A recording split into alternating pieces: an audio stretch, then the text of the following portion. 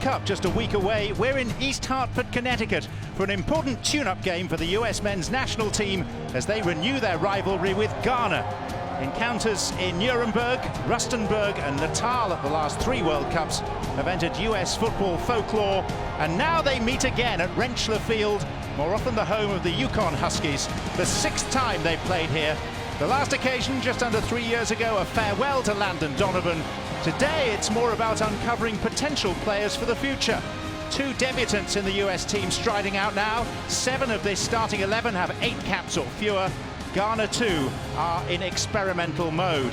Their captain and talisman, Asamoah Gyan, has more caps than the rest of his teammates put together.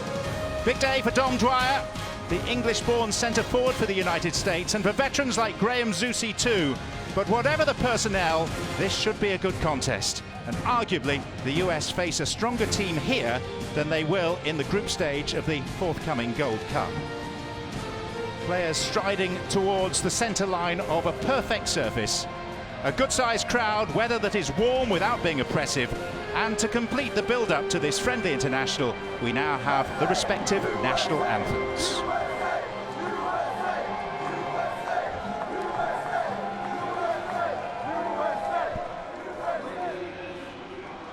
Remove your hats for the playing of the national anthem of Ghana.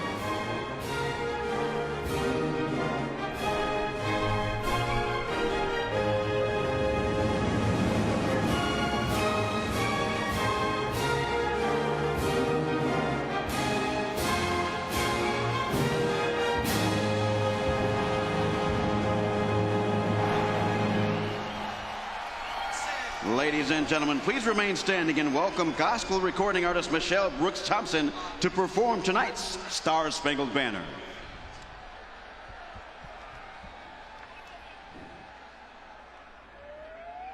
Oh, say, can you see by the dawn's early light what so proudly we held the twilight's the last gleaming, whose broad stripes and bright stars through the perilous fight. Oh, the ramparts we watched were so gallantly streaming, and the rockets bright glove, the bombs bursting in our gave a route through the night, that our flag was still there.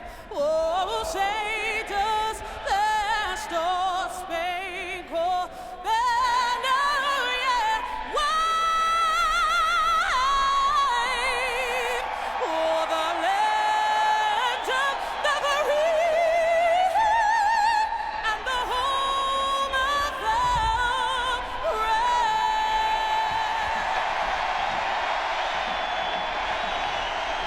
Well, a week today, the US opened their Gold Cup campaign against Panama in Nashville. And you'll have noticed they've unveiled their new Gold Cup kit today, previously hidden beneath their anthem jackets. Well, this US versus Ghana rivalry was founded in Germany at the 2006 World Cup. Stephen Appier's penalty in Nuremberg eliminated the United States. 4 years later, in Rustenburg on the High Veld in South Africa, another low moment. Asamoah Gyan breaking American hearts deep into extra time. And then 4 years ago in Brazil, a measure of revenge. John Brooks' famous header earning the United States their first ever victory over Ghana on a day when spectacular floods had threatened to see the game in Natal cancelled. Thankfully, no such issues today as Bruce Arena takes charge of the US team for a record extending 138th time He was in control for that defeat in Germany 11 years ago. Since returning to the post in November, he is unbeaten, and this is his lineup for today. The lineup for their photo. Yep. And in graphic form, here they are, two debutants, Kellyn Rowe and Dom Dwyer, and the onus on several others, Taylor Twellman, to prove their worth. Matt Beasler, Graham Zusi have been a big part of Sporting Kansas City's MLS best 12 goals against, while Joe Corona gets his first cap since September 2015. But the two players with the most to gain today are Dom Dwyer and Matt Hedges, which is the subject of my Continental Tire Analyst Corner. Dom Dwyer makes his debut today in someone Bruce Arena has admired from afar with his energy, combative nature that has led to 57 goals over the last 5 years for Sporting Kansas City. On the defensive side of things, Matt Hedges coming off his best season as a pro, 2016 best 11, MLS Defender of the Year, good in the air, deceptively quick. Bruce Arena loves what he has seen from Matt Hedges. Both have a difficult test today.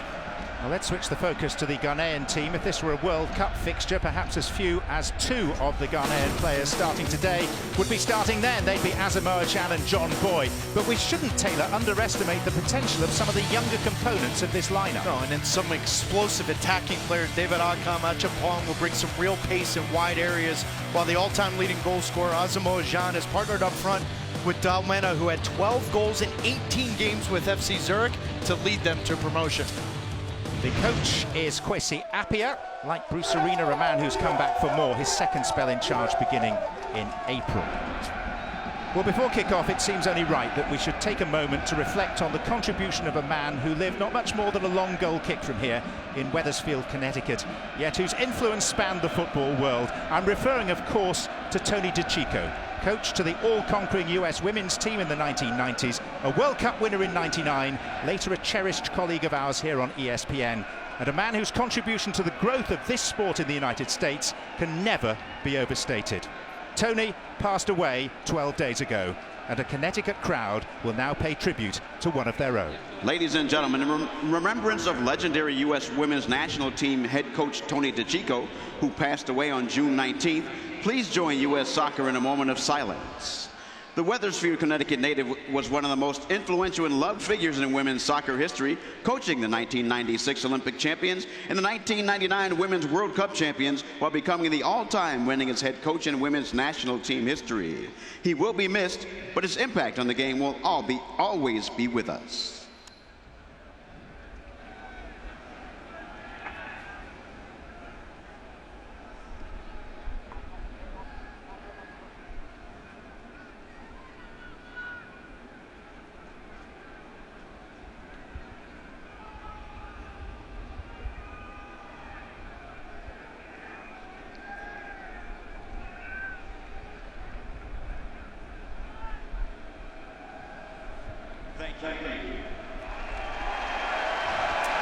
So, Taylor, turning our attention back to today's game, why are we here and what does this all mean? John, the stakes are always so much higher when you're less than 12 months away from a World Cup, because one performance can go a long way. While there's some new faces and there's some old faces, there are a few of those guys that I'm talking about right now, Dax McCarty being one of them, where their World Cup starts today. Well, the US remain unbeaten in 2017, a record most severely tested in the Azteca 3 weeks ago. And now, in somewhat friendlier surroundings, it's time to take a glimpse into what the future just might hold. Ghana in the predominantly white kit today, and they are full of attacking threat and potential, as they're already showing, with Achampong making the run and Asamoah Gyan very nearly on the end of it for what could have been his 51st international goal. Well, we said it in the open when we looked at the Ghanaian lineup. They've got some real blistering pace in wide areas. Achampong is the one that scored against the under-20 United States World Cup in 2013. The one criticism with Achampong is in the final third. He hasn't finished plays off, but already a great example of that pace out wide. And he'll take the corner as well. Headed away by Dax McCarty.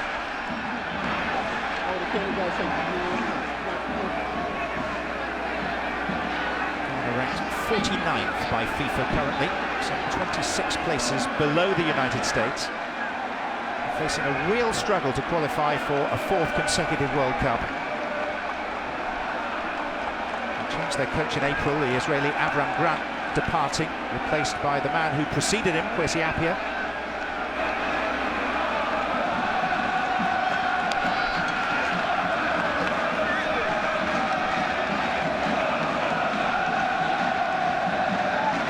Zusi.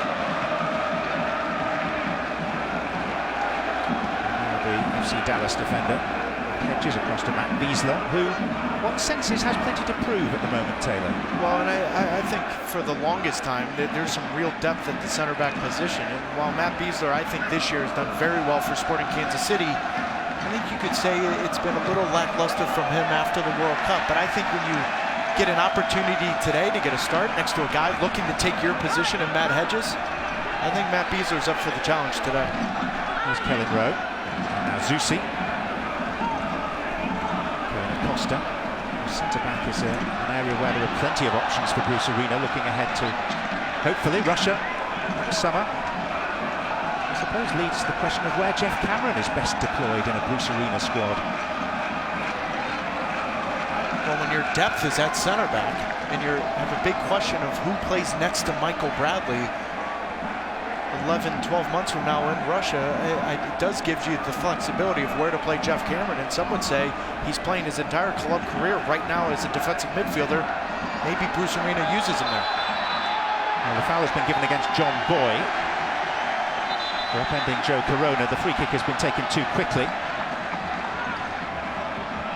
And the weather has also suddenly turned sour. It was forecast to do so, and rain is falling from leaden skies all of a sudden.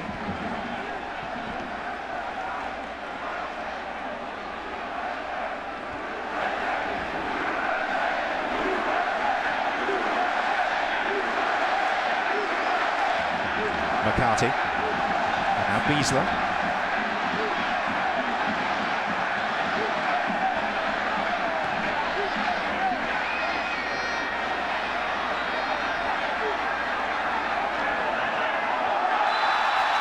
And Dwyer trying to give his marker the slip, but doing so by means of a foul. You know, the other relationship I want to watch today, though, is Dax McCarty and Kellen Acosta. And right there's a great example of that, John. Graham Zusi is looking to play one of those two square. They both can't be in the same spot. There's got to be a little bit separation from them. One of them's got to play closer to Joe Corona, while the other one gives an option to both center backs and the fullbacks. It's going to be interesting to watch those two in the first 15, 20 minutes. Here was Corona, and then Dwyer, and the offside flag is up.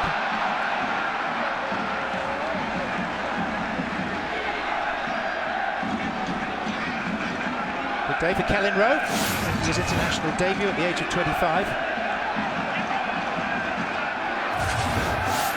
That was a call that wasn't really supported by the video evidence. Mentioned the officials so far. They're all from El Salvador. The man in the middle, Ismael Cornejo, was going to attend to a problem with the Ghanaian goalkeeper.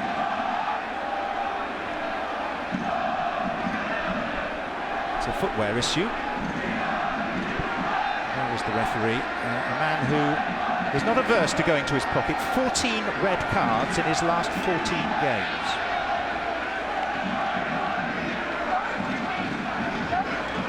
He will be officiating at the Gold Cup, but in an advisory watching capacity rather than in the middle. He's regarded as one of the up-and-coming refereeing talents.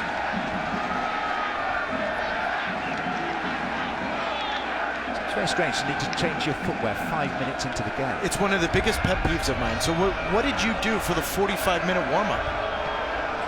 And especially as a goalkeeper, John, how often around the world do you hear center backs and goalkeepers, when there's any doubt whatsoever, they immediately have the sixth stud in? And right there's a... I mean, was his shoes not tied? Or his shoes just... come on. Well, understandably, he's taking a little bit of stick from the crowd. I think his punishment should be trying to tie the shoes with his gloves on. He's also chosen to perform this drama right in front of the bulk of the American Outlaws, which has certainly given them a target.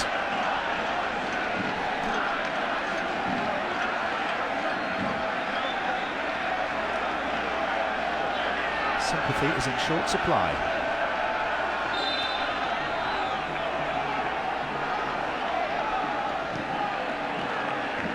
So he hasn't got his gloves properly back on.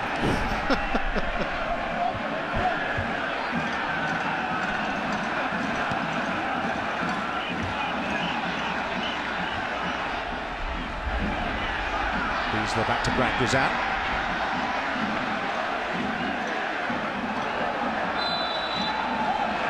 Free kick, US.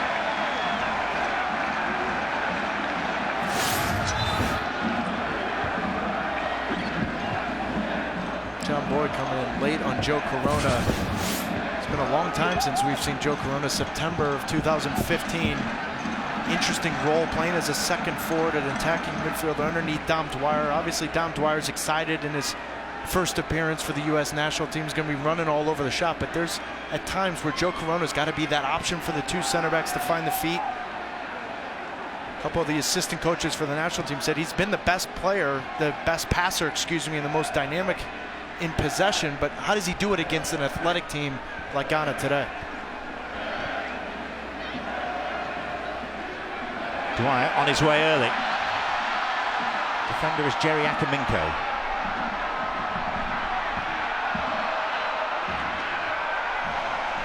McCarty.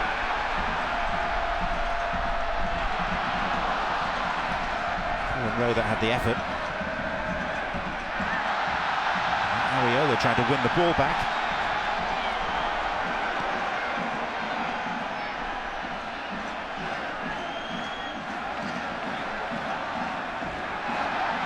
Zusi. Good tackle. That's part of Graham Zusi's transition to right back, is making those split-second decisions of when to step in and when to tackle. Dax McCarty. 6 previous caps spread over an 8-year span.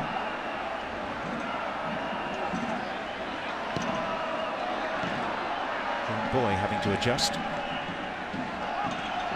Acosta. McCarty. Acosta seeking out Rowe. And Rowe with the first time pass into the middle caused some confusion. Corona was honing in on that. This is much better, though, from Kellen Acosta and Dax McCarty. Look at how separate they are. So now Acosta's deeper than Dax McCarty. It's one turn of the hips. Now he can spread the field. I love the idea from Kellen Rowe. A good little bit of possession from the United States. Taken by Acosta.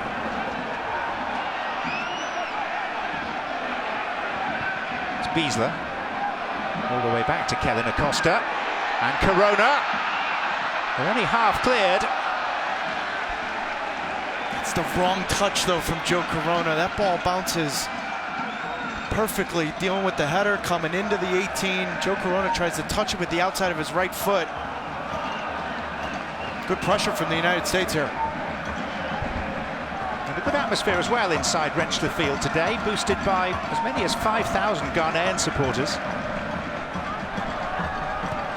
Ghanaian population in this part of the United States. They were here early this morning, picnicking in the parking lots around the stadium. They plan to return there for more celebrations and partying afterwards, weather permitting.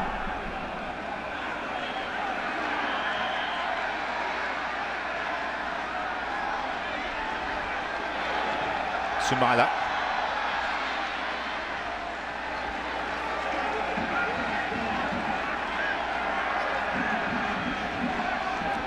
Dwamina.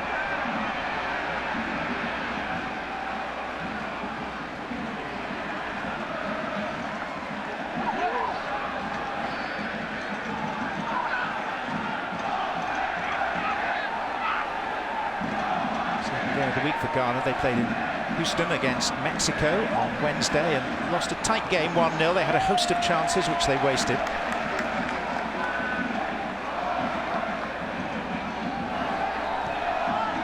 By all accounts, encountered some difficulties in getting from Texas to Connecticut, which involved Asamoah Gyan having to get his own personal credit card out at the airport to pay for the airfares of 2 of his teammates. He has since been reimbursed. I was going to say, what would you have done if you had to pay for my airline? Probably turned in the opposite direction. I would have been on a Greyhound bus for about 42 hours. I'd pay for that.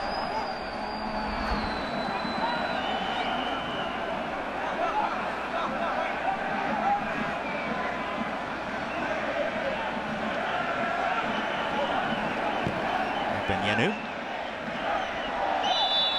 overly robust. Well, and that's going to be the challenge today, I think, for Matt Hedges in a big game like this. Is obviously Dwal Mena's the target forward. Asamoah Gyan has done his entire career very well playing in those spaces, looking for second balls. So the communication between Matt Hedges and Matt Beasler, obviously both of them not going for the same ball, but more importantly, when one challenges, keeping an eye on where Asamoah Gyan is for that second ball.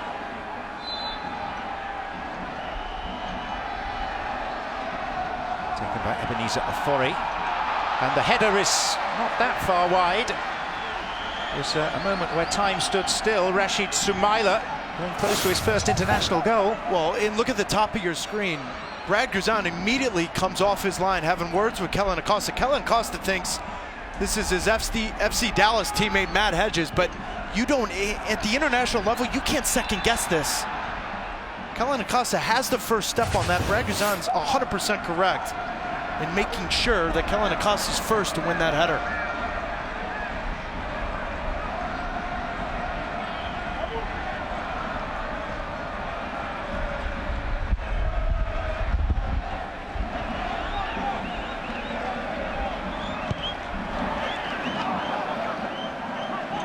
Dwyer.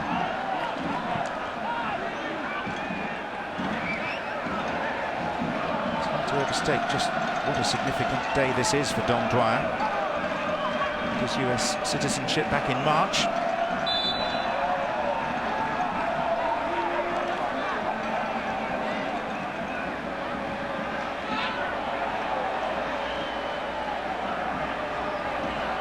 Viafania. Acosta.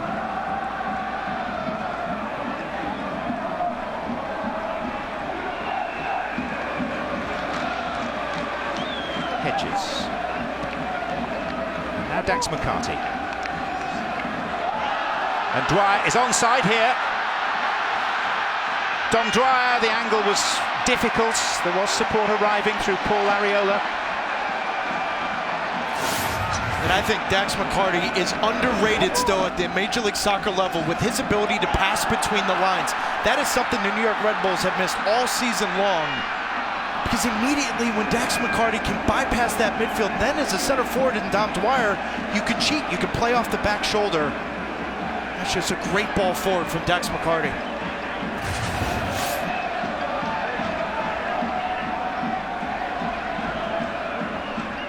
Rowe.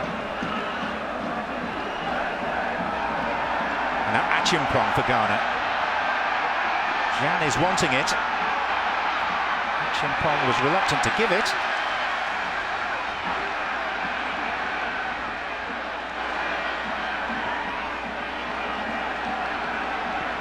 There are three waiting, including Dwamena.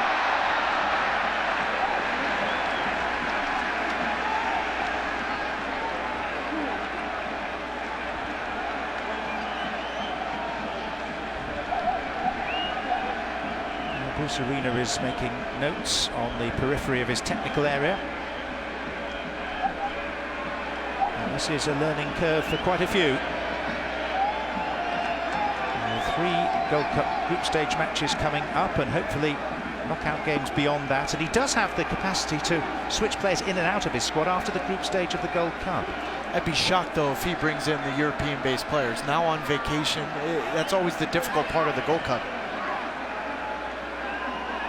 But the Michael Bradleys, Josie Altidores of the world, I think those are the players he'd be looking at after the group stage. And Clint Dempsey?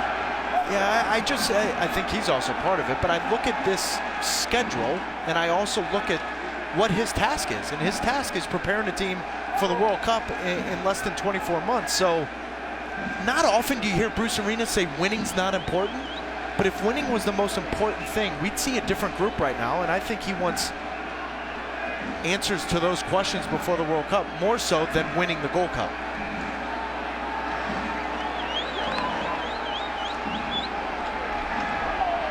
The US defence was shown in part to be a little static the last time the ball entered their penalty area. It's Ebenezer Ofori into the same sort of place, with the flag raised on the far side. Jean taking temporary issue with that. Now, he was fascinating at the Ghana press conference yesterday. He's been earning $300,000 a week for the last 2 years in China and then the UAE, and he's looking for a club. So when asked whether MLS would be an option, he couldn't get the words out of his mouth quick enough. Yes, I just need an offer. 300,000 a week? Yeah. Rowe, lovely ball. Dom Dwyer! Well, he turns around and pleads to the referee that his leg was taken from beneath him. But it was the first genuine sight of goal in international football for Dom Dwyer. Well, I love this from Kellen Rowe, but what Dom Dwyer has done throughout his entire Major League Soccer career, he's up front by himself. He's done it his entire club career. What he does a great job at is splitting both center backs. I think that was the right no call from the referee. But look at both center backs from Ghana right now. Boy and Akaminko are struggling to find Dom Dwyer because he's splitting them, and neither one is making sure they've got a shoulder on him. Great touch from Kellen Rowe. Here's David Akam. He is seen off by the presence of Zusi.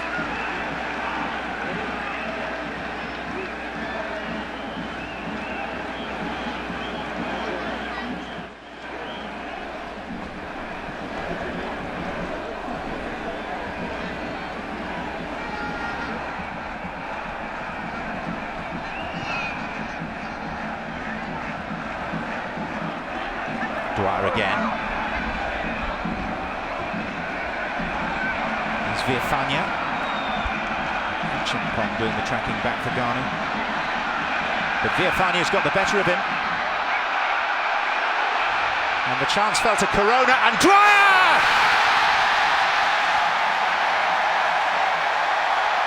He feels a whole lot more American now.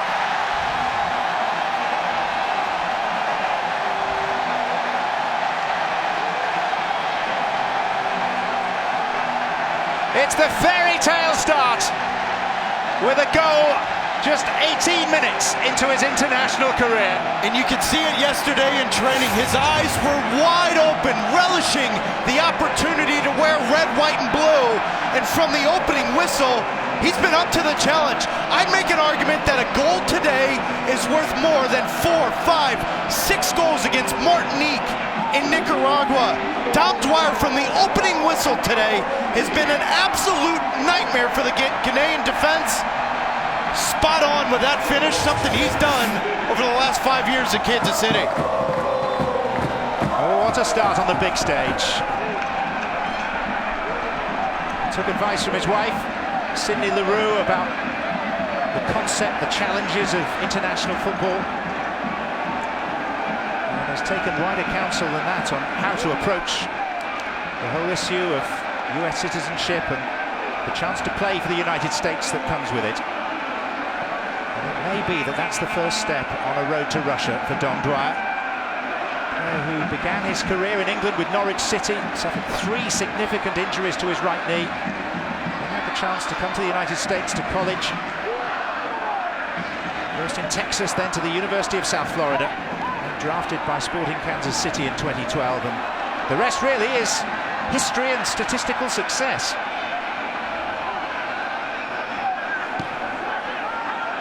Acosta, McCarty.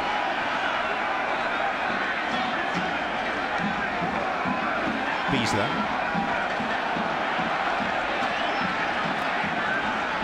Well, everyone wants to know about Dom Dwyer now, and who better to tell us more than Julie Stewart-Binks pitchside.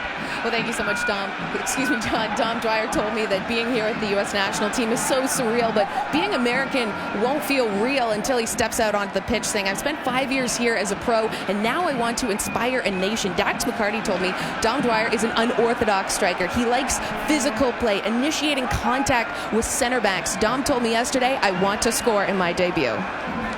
Thank you very much, Julie. Good insight. Here's Jean.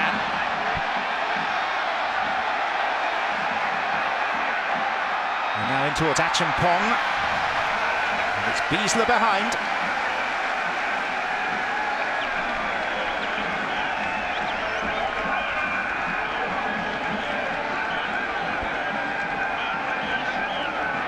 Really, the only threat for Ghana going forward is going down the United States left side. So immediately that ball is played out. You see Viafania, Ariola having a conversation about what's going on. Brad Guzan trying to get Matt Beazer to slide over, but the right side of Ghana. Champong with the ball in. Oh boy. The referee has given a free kick in the US's favour. That was a testing delivery, and the US were all at 6s and 7s in trying to repel it.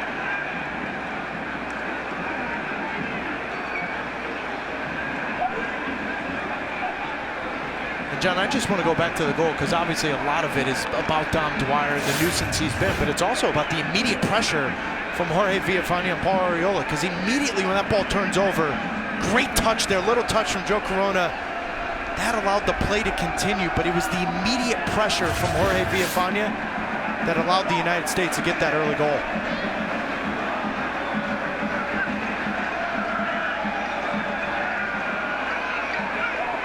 McCarty. Acosta.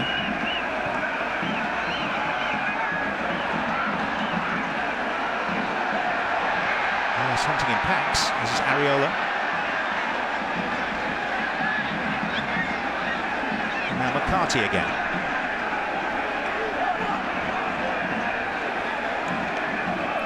Graham Zusi.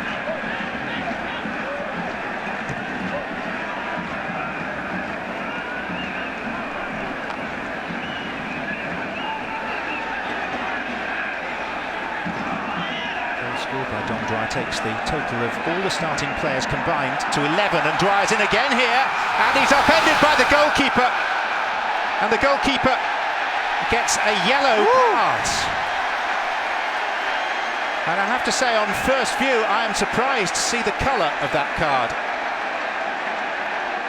Oh, and Richard Ofori comes off his line. I love that ball from Joe Corona. Studs up, that's a red card. Watch his studs are over the ball. That's a red card. It's actually not even debatable. No. John, his studs come over the ball. His right foot is over the ball. That's a red card. Every day of the week. And I understand, it's a friendly, you don't want to change the game, but the reality is that's reckless endangerment of a player. What'd you say? Last 14 games, he's given up 14 reds? That's the irony. That Look at this challenge, and you tell me how this is not a red card. It's ridiculous. Ordinarily a challenge in that position, you get into debates about denial of goal scoring opportunity, but no need to go there with that. You don't even have to go there. Because the tackle itself was such a bad foul that it was an obvious red card, but he's got away with yellow, Richard Ofori. And Acosta's been in this spot for FC Dallas. He's got a special ability here. Maybe it's Dom Dwyer around the wall. Be shocked if it's not Acosta here. Acosta it is, and now Dwyer.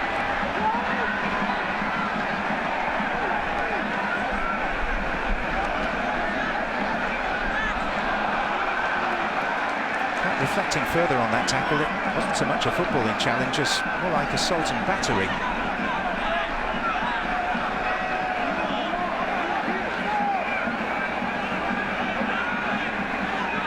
Dwamina and Jan offside.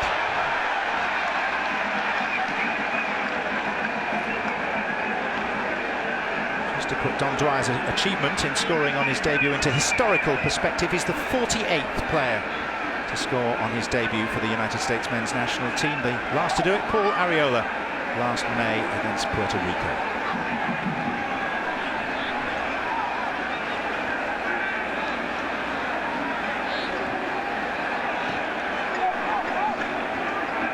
Hedges. One thing we are seeing is that this Ghana back four is horribly square and not very mobile. Well, and part of that, though, John, is also where Joe Corona is playing, because what it's doing is one of the two defensive midfielders, and most likely for Ghana it's been Mohamed Abu, he has to drop in. So now it's just really made life very easy for Dom Dwyer to run the channels, cut the seams. I mean, how often have we seen a defender up the backside of Dom Dwyer? That's credit to his movement and the spacing between Joe Corona and Ye. David Akam. He's had such a fine season for Chicago Fire so far. Corona. Ray just having to check to stay onside. His outside goes Zusi. Dwyer waiting. And Dwyer cleverly using his body to try and gain an advantage, but not cleverly enough to avoid sanction from the referee. He looks the part, though. It's just relentless. You know, every single time you watch Dom Dwyer, every time I call a game, it's just relentless. Whether it's 2 minutes off the bench, whether it's 90 minutes from the beginning, you know when you're going up against Dom Dwyer, you better roll up your sleeves because he is going to fight for every single thing. It's never going to be the prettiest, but it doesn't matter. He will fight for every single inch and be in your mind and in your pocket the entire game. And quite honestly, that is something the United States really doesn't have. They've got Josie Altidore, they've got Bobby Wood, but after that, Dom Dwyer has taken that early opportunity to put his name in the hat. Dwamena. He knows what it's like to score on an international debut. He did so 3 weeks ago against Ethiopia. David Akam. And the wise old head, Graham Zusi.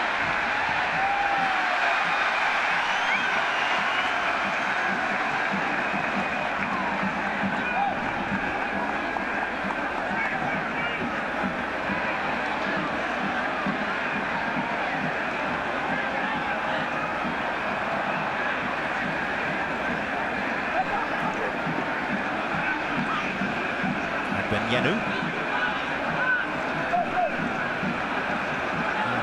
Deprived or choosing to ignore a host of big names with sizable reputations. Of Pablo Asamoah of Juventus, Thomas Partey of Atletico Madrid, Rahman of Chelsea, and other clubs, notably a triumvirate Premier League outfits asking for their players back. Here's Dwamena, and he didn't catch that at all cleanly. Those players that weren't allowed to be selected, the two Ayus and Daniel Amati of Leicester. One of those matchups today was Graham Zusi against a opponent in Major League Soccer, David Akam, who's got 10 goals, 6 assists for the Chicago Fire. And usually in Major League Soccer, he's blown right by the defender. Part of the maturation, I think, of Sporting Kansas City this year. They've only given up 12 goals, which leads MLS. A big part of that has been the move of Graham Zusi to right back in his veteran leadership. It's a great piece of defending right there. We know what he can do going forward, 31 chances created, but it's also in those 1v1 moments, and look at Ghana making an early sub here. And I think this is part of the issue in the midfield. Ghana's had a difficult time of dealing with Joe Corona. Mohamed Abu struggled against Mexico. Now he comes out in the 30th minute. Isaac Saki, who plays in Turkey, replaces him. Back to the midfield engine room for Ghana that played against Mexico in midweek. And the visitors here now have a free kick.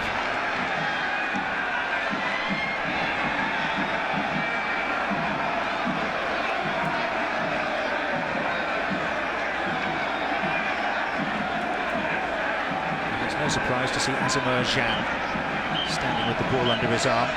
Said that Dom Dwyer's goal takes the tally of goals scored by the entire United States team put together to 11. He has 50, spread over the last 14 years.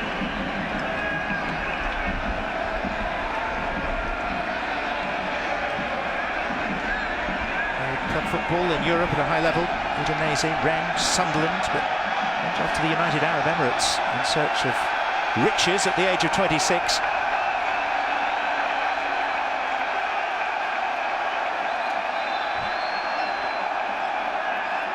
Gyan then, nice shake to it, but equally comfortable save for Brad Guzan.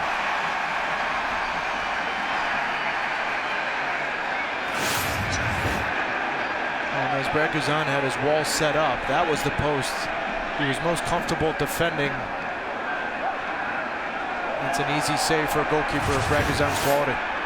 Ben Yenu, who's an adventurous left back, brought down by Costa. Now, that challenge is deemed worthy of the same punishment as the goalkeeper's scything attempt to cut Dom Dwyer in two. I mean, you go back to that tackle on Dom Dwyer, this is the definition of a yellow.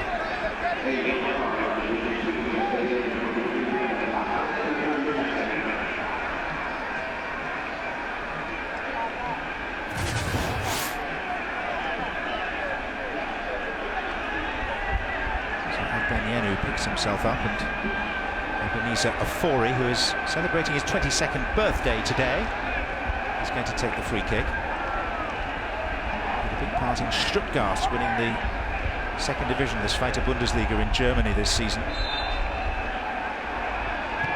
Ofori.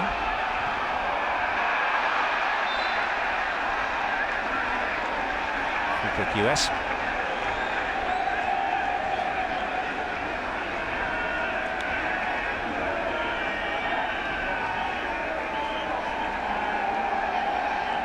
Excellent day of football this on ESPN. Happy to point you in the direction of Major League Soccer, presented by Audi. Up next on this channel, Sporting Kansas City. Those players that are left, they're making quite a contribution here. They're taking on the Portland Timbers.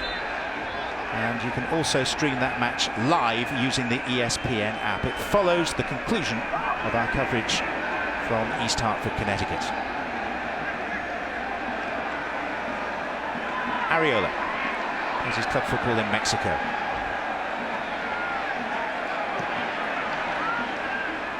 Duamina. Duamina brushing off Acosta. And Acosta wins out in the end and finds Zusi. Now Kellen Rowe. One or two sublime touches early in the game. Sumaila.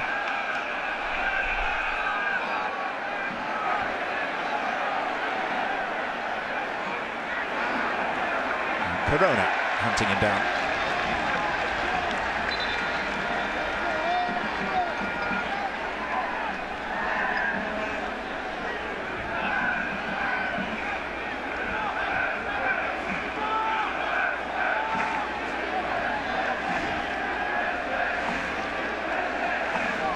Taylor, you've alluded to Dom Dwyer's potential to perhaps make a World Cup squad. I know you look back at previous approaches to World Cups, and 12 months out, those that you would think might make the squad and those that do, often two fairly different lists. Here's Dom Dwyer getting away from Akaminko, but not from Sumaila, and giving away a free kick. Well, I just went into the friendly today, and obviously the Gold Cup coming up, and you look at it, it's very similar to Chris Wondolowski of 2013. Here's a guy, Dom Dwyer, that has scored goals consistently over the last 4 years in Sporting Kansas City. Same thing as Chris Wondolowski did. He goes into a Gold Cup, scores 5 goals against Belize, against Cuba. Confidence is then high wearing a U.S. jersey. Then he ends up scoring in the January friendly. And I remind everyone at home, I know it's different managers between Jurgen Klinsmann and Bruce Arena, but 11, 10, 9 months before the World Cup, we had no idea DeAndre Yedlin and Julian Green would be part of that roster. No. You're right, though. You're dealing with very different animals. Completely different. Bruce Arena and Jurgen Klinsmann. There's a great line, and I think he deserves public credit for it. A writer by the name of Will Parchman this week. He said, a realist, Bruce Arena, rearranging the office of an idealist. He said, in place of a Ouija board, there's now a telephone. Yeah, and that telephone, for the record, is one that goes straight to experienced professionals, ones that are in the entire group of 23 guys. And so when it comes down to Bruce Arena naming the roster 10, 11 months from now, he will be more reluctant of calling on an inexperienced young player as opposed to a Dax McCarty, a Graham Zusi, a Matt Hedges. But the topic of discussion for our country, John, and I noticed this in Brazil 3 years ago, is that the Germanys, the Belgiums, the Colombias, the Argentinas of the world, their roster of 23 players, they have 4, 5, 6 guys under the age of 23 that are making their World Cup debut. And I think if the United States is going to grow on the international level, those players, it's a young man's game. Bruce Arena said it after 2006. At what point can the United States start making those roster decisions? Well, there are those on the fringes who must be wondering precisely that. Well, and if you think about it, on the other end of the spectrum, there's a Jermaine Jones and a Clint Dempsey. Will they be a part of it? Well, Jermaine Jones will be 36 and a half come World Cup time. Clint Dempsey will be 35. You were talking about Jeff Cameron, he'll be 33. Fascinating choices to be made.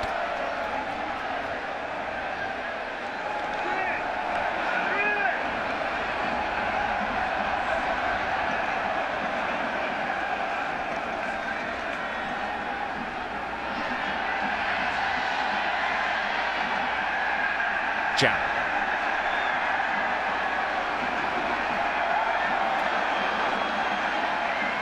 United States still leading through that expertly taken goal, fired in by Dom Dwyer.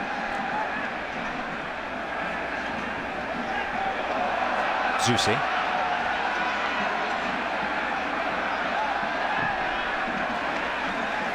I do think it's been a little surprising at the lack of tempo from the Ghanaian side, particularly on the defensive side of things. It's been fairly comfortable for the midfield. Now, obviously, 34 seconds in, Achimbong had a breakaway, but after that, there's been a lot of the United States being able to play through the middle, play into the feet of McCarty, Acosta, then Joe Corona can play off of Dom Dwyer. It's been a difficult first half for Ghana trying to deal with the United States possession-wise.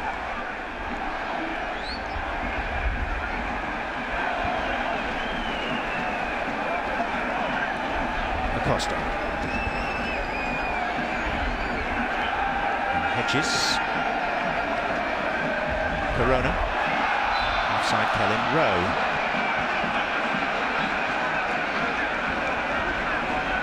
Rowe, who's proved to be so versatile for New England. Every position for the club except goalkeeper and centre-back. And here today, Taylor, starting on the right-hand side with Areola, who started in Azteca on the right, playing on the left. Yeah, and Bruce Arena said it yesterday that at times they can change. It's up to their, what they see. The one thing about Kellen Rowe, you see Bruce Arena have that conversation with him, and even his coach with the New England Revolution, Jay Heaps, is Kellen Rowe's always had a great understanding of those penetrating runs. He's not always a midfielder that wants to come to feed, have the ball played with a defender up his backside. He's actually okay making that third, that fourth run. And right there, was he a little early? Yes. But when you've got a midfielder that can make that run in behind your center forward like Dom Dwyer, and also in behind the two defensive midfielders, that's a nightmare to defend. Well, this injury gives the chance of an impromptu, unofficial hydration break. And the reason that the United States are sitting pretty right now, as half-time looms on the horizon, is this from Dom Dwyer. Yeah, and it starts, you see assistant coach Pat Noonan talking to Jorge Villafani. I love the recognition from Villafani to step up, high press, lucky touch, but you have to be aware. You have to expect the unexpected, and the greatest goal scorers in the world are always on their toes inside the 18. Dom Dwyer scores a beauty on his debut for the United States. Your sort of distance, Taylor, or a bit far out for you? I probably would have tried a diving header, which means I would have got hurt.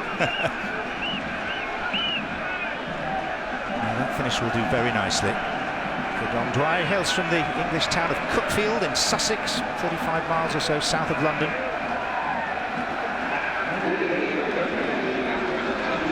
Ebenezer Afori, David Akam. Dwamina.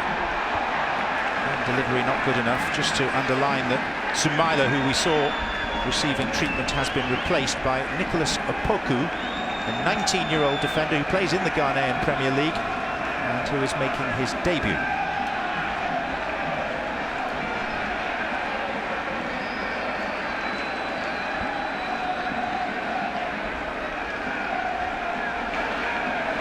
Of the Ghanaian contribution so far has been their entry to the stadium. They got off the bus, danced down the runway towards the locker rooms, took about 10 minutes to get there. Full song. You've got Twitter figured out, by the way, my man. Do you think so? Yeah, that was the first video you've ever posted. It's entirely accidental, let me assure you. Press the wrong your button. kids home are doing it, aren't they? It would have been a better video, by the way, on social media if you would have danced with the Ghanaian team. We know that's not happening. No. Here's McCarty. Dwyer's touch to Areola. Corona. Clear foul. Isaac Saki.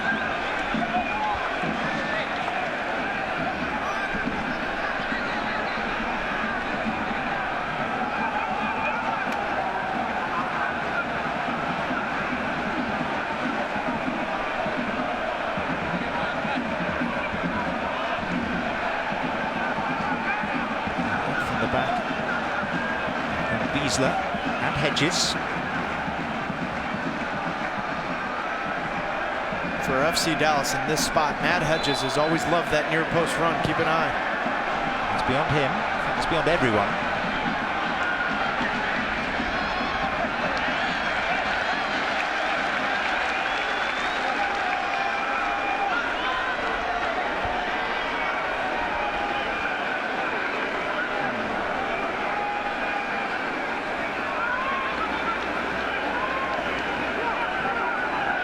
Acosta.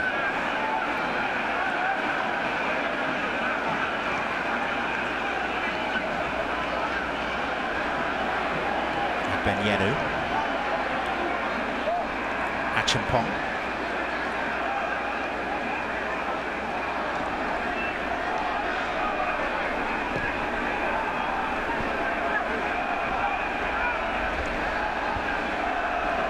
Opoku.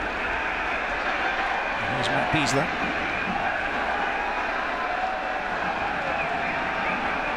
In terms of substitutions, this being a friendly international, 6 are allowed.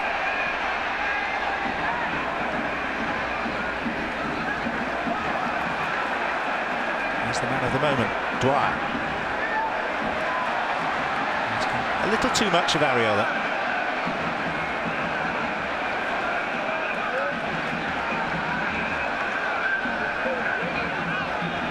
Serena hinting yesterday that he might well make one change at half-time and perhaps a couple more around the hour mark.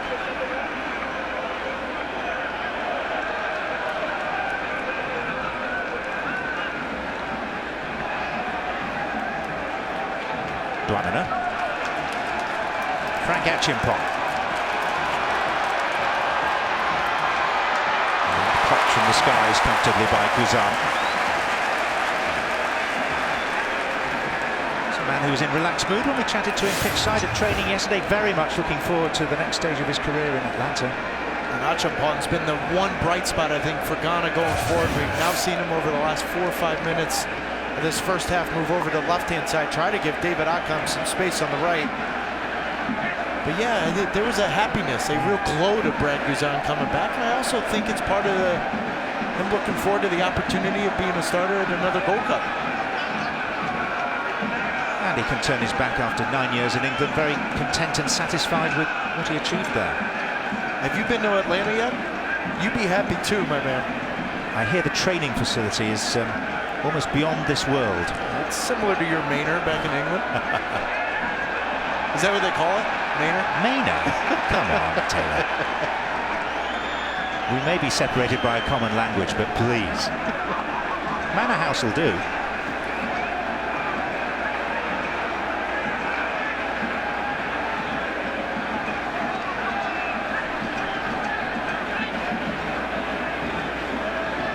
Viafania. And back goes Beasler as we move into 2 additional minutes.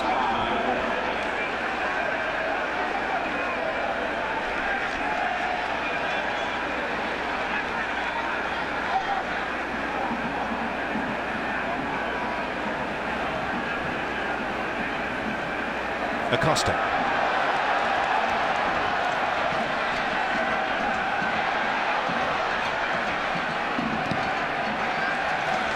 Goal kick.